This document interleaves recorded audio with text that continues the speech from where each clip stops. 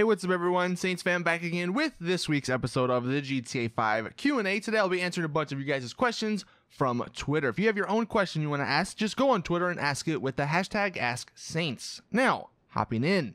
The first one, the question that we're going to be answering every week for the next few weeks, what car is coming or what vehicle is coming tomorrow? So there are only two possible vehicles we see tomorrow, either the Mogul, the aircraft from the Warstock Cash and Carry website, or we actually get the Coil Cyclone, the new supercar.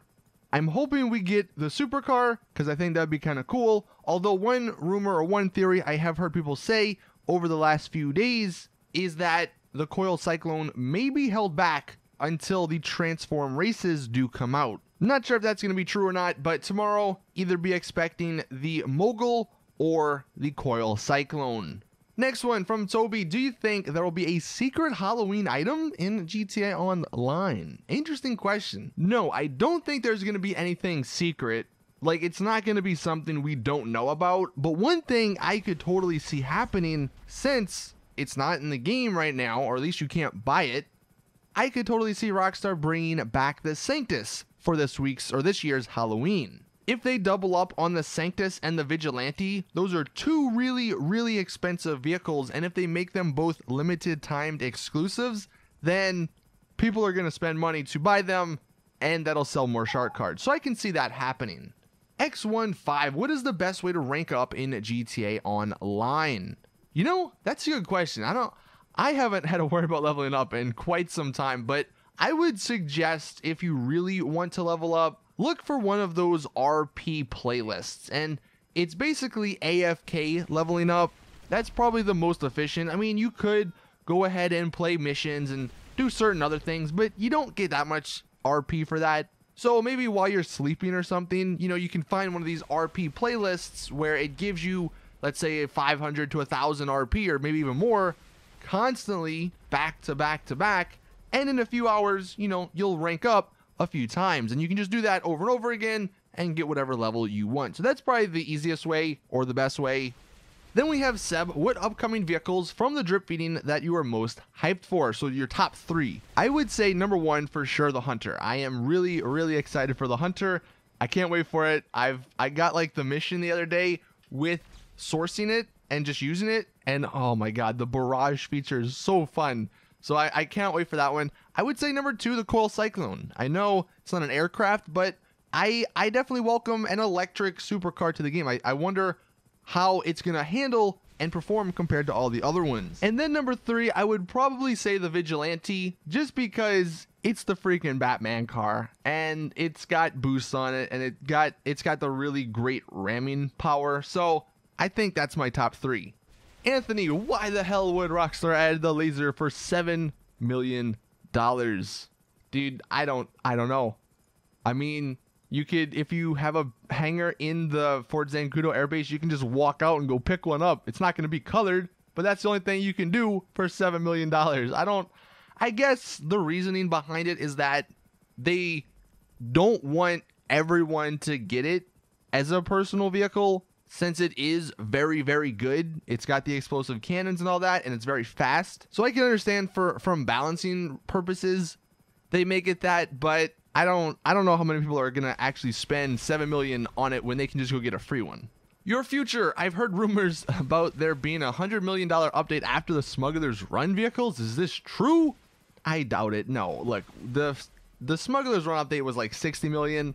And I think Rockstar got a bunch of negative feedback from that, so I don't see the DLCs being anywhere near as expensive in the future. Maybe they'll stick to the 25 to 30 million price, which is what the Import-Export DLC and the Gun Running DLC was.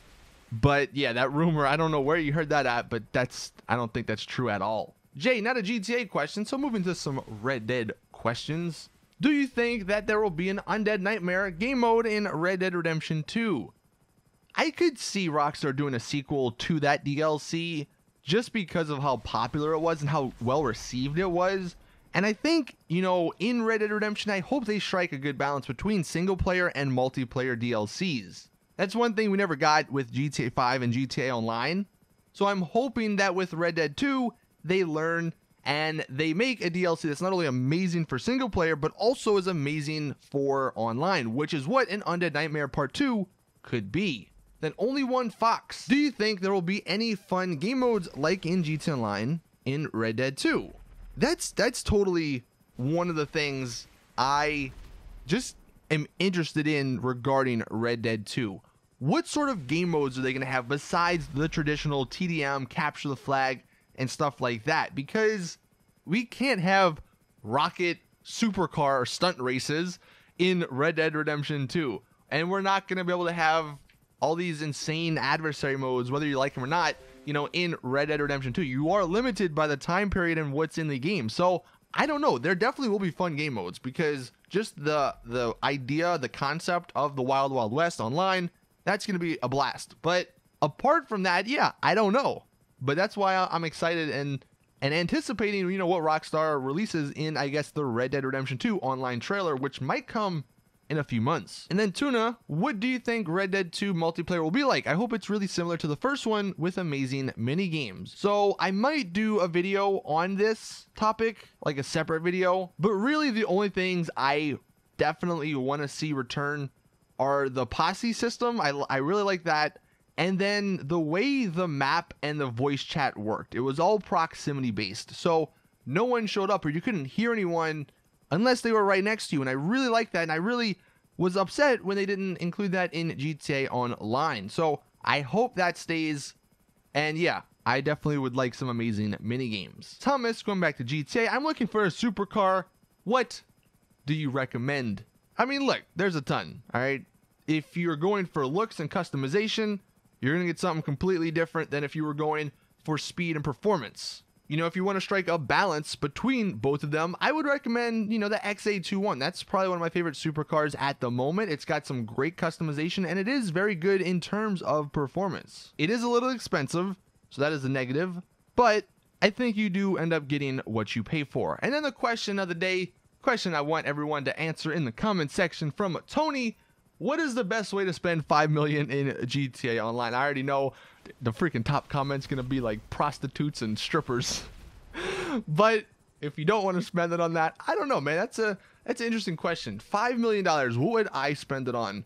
I mean, you could go the practical route, spend it on like an office and then maybe a vehicle warehouse just to get you some more money.